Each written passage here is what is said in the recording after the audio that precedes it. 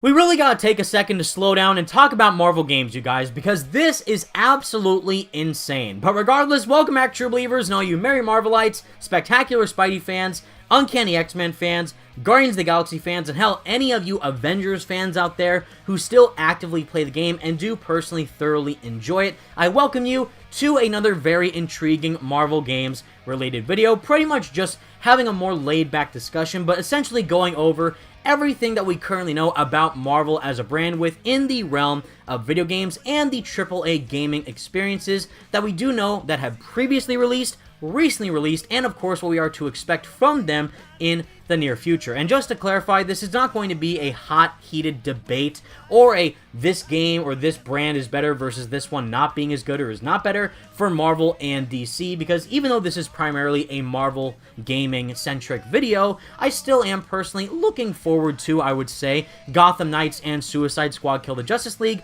from both Warner Bros. Montreal and Rocksteady Studios, of course the masterminds behind the Arkham games.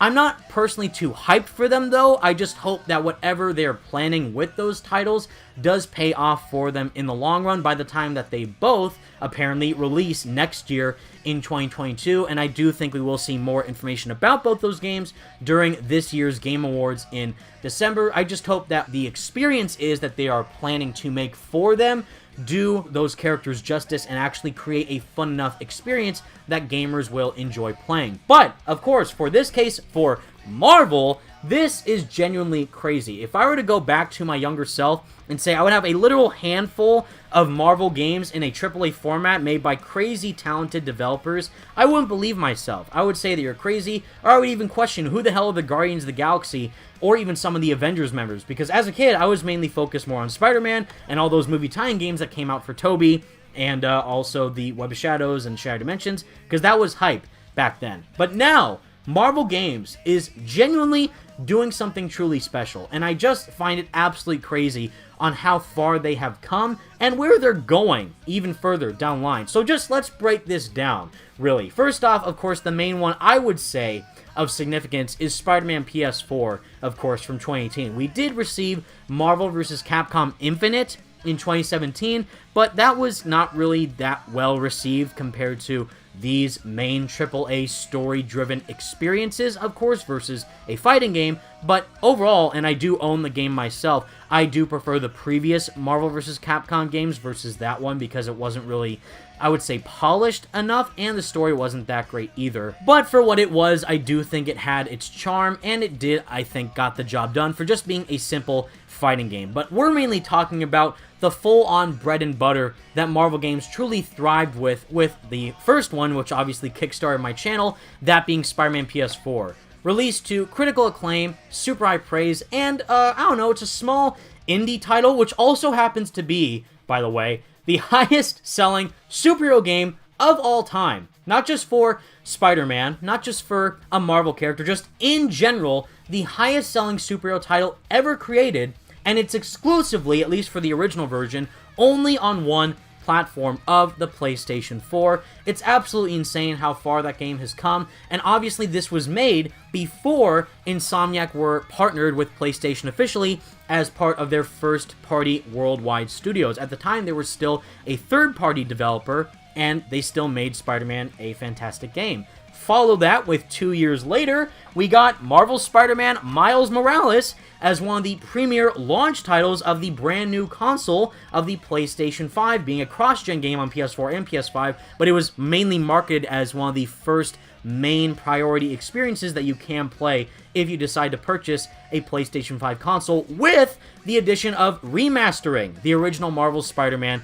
experience in the span of 2 years. And even more so, following that Marvel formula, recently we did receive, of course, Marvel's Guardians of the Galaxy from Square Enix and Eidos Montreal, really, in my opinion, being a huge surprise hit. I was looking forward to the game, of course, if you've seen any of my trailer reactions for the title and just watching the footage that they have displayed of the game beforehand during E3 this year, I was looking forward to it. But I didn't expect it to be literally a Game of the Year contender for me personally for 2021, in all honesty, and just delivering an insanely good story for the Guardians as an entire team. And again, in my opinion, doing them complete justice thanks to the passion that Eidos Montreal clearly has for those characters. And last but certainly not least, we do have the black sheep of the bunch with none other than Marvel's Avengers. And the reason why I didn't really say Avengers after Spider-Man PS4, because that would be in chronological order, is because, again, I kind of wanted to save the worst, quote-unquote, for last. I don't want to diss on anybody who does thoroughly like the game. If you do and you still play it non-stop, more power to you. I do like certain aspects of the story, primarily featuring Kamala Khan at the forefront, played wonderfully by Sandra Saad, and I do think Christopher Judge did do an excellent job as T'Challa in the Black Panther War for Wakanda expansion. But based on the main live service model that Marvel's Avengers is currently focusing on, instead of what we really wanted to see, like what we got with Guardians and the previous Spider-Man games, it really didn't deliver a true quote-unquote Avengers experience that I do think a majority of us fans were hoping that the game would give us by the time it released last year in 2020, and instead, it still has kind of yet to recover from the lackluster reception it's received from fans and critics alike. It's still in a massive amount of debt, and we have still yet to see Spider-Man be included in the game, but hopefully he does, in fact, do enough good for the title to give it a bit more variety, get some players invested to play as Spider-Man in an Avengers game, see him interact with the other Avengers in a video game of this scale and scope. But I am personally hoping for more of a Guardian-centric type of focus if Square Enix and Marvel Games partnership decides to continue down the line after Spider-Man is included in Marvel's Avengers, and of course with Guardians out now, we don't necessarily know what they are currently planning up their sleeve, if at all anything, to continue their Marvel and Square Enix partnership. But what's even crazier than all of those games that are currently out now for players to get their hands on is what we can expect even further in the future. Marvel's Wolverine and Marvel's Spider-Man 2 both being developed by Insomniac Games as PlayStation 5 exclusives, which is truly going to push the boundaries of next-gen gaming for superheroes in ways I can't even imagine. And we also have Marvel's Midnight Suns, which is a different type of genre, being a real-time strategy game, not like Spider-Man or even Avengers, where it is a third-person action-adventure, story-driven-esque experience, but more so relying upon gaming tactics of card-based combat, and also RPG elements, which is going to allow you to personally interact with all the characters more on a deeper level within the Midnight Suns team. And even more recently, we did receive the crazy announcement that the previous director of the Uncharted franchise, a small title of games which you may or may not know about, the main director of that series of Amy Hennig is in fact behind a completely brand new Marvel game by her company of Skydance New Media, which may or may not potentially be a AAA Daredevil game or something else entirely. We do not know as it currently stands right now what that game could be, but the fact that they pretty much announced that a few days after Guardians of the Galaxy released just shows that Marvel Games has no signs of stopping when delivering true AAA gaming experiences. And while these two games may not be as viewed as highly upon like the previous Spider-Man games or even Guardians of the Galaxy, we still did receive a VR game of Marvel's Iron Man VR exclusively for PlayStation, which in my opinion is a really fun time. Even though it is a VR game, it still manages to get the job done to make you feel like you are playing a really cool detailed Iron Man simulator. And Ultimate Alliance 3 The Black Order, which was a Nintendo Switch exclusive, which didn't necessarily continue the narrative of the previous Ultimate Alliance games, but it was still fun to receive a revitalization of sorts for that title on another type of console, which can expose more people to it who may have not been able to play the previous titles in the past. And once again, everybody, coming from me in particular, who personally believes that gaming is in fact the best possible iteration of modern media that we do have in today's world, is pretty much living the absolute dream when it does come to seeing all these superheroes receive these crazy gaming experiences that you, as the fan and player and mainly gamer, can fully interact with on a much more deep and connective level compared to simply watching a movie or a TV show. And the great thing about this is that each game tailors to a specific type of player in a different way. A handful of these titles in my hand right now is literally a dream come true. And the fact that we're getting even more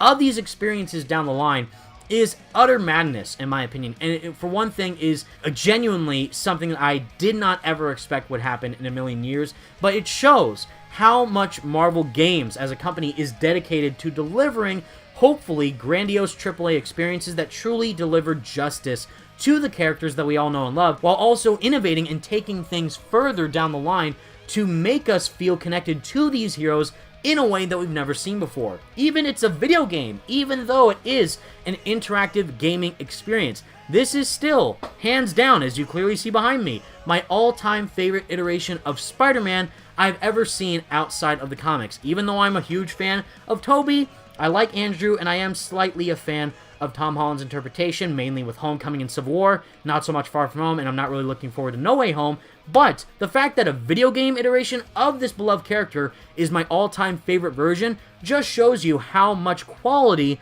can be poured into a AAA gaming experience, and hopefully Marvel does the exact same thing going forward with Wolverine, Midnight Suns, Amy Hennig's game, and whatever else they decide to make down the line. It's absolutely insane. I think, again, we are living in the golden age of superhero games right now, not just for Marvel, but also DC, but primarily within the realm of Marvel. They have truly shown what they can do with these properties, and that they can also stand amongst the massive titans that are their cinematic counterparts of the MCU. I think it's genuinely crazy what they've accomplished with Insomniac Spider-Man franchise. Guardians was, in my opinion, my most favorite version of the Guardians I've ever seen, and while Avengers isn't that great in comparison to those other titles, I still think the story did good enough of a job to bring a character like Kamala Khan to life, and at the end of the day, if any gamer out there enjoys what those experiences were, that's all that matters. So, in the end, everybody, that was just me going over exactly how